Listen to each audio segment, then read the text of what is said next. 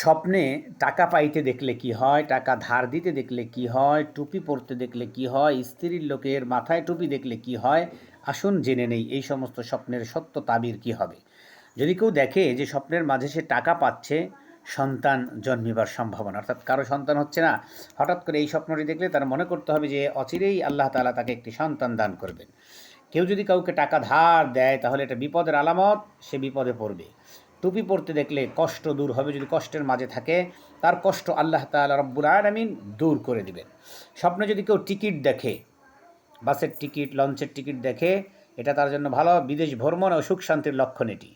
টিনের ঘর দেখলে রোগ ব্যাধির লক্ষণ, তাকে অচিরেই রোগ ব্যাধি আক্রমণ করবে।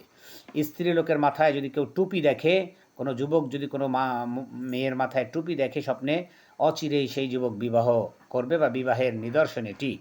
স্বপ্নে যদি টেবিল দেখে, টেবিলের সামনে সে বসে কথা বলছে, এটা নেতৃত্ব লাভের সম্ভাবনা। আল্লাহ তাআলা আমাদের সকলকে কল্যাণময় স্বপ্ন দান করুন, আমিন।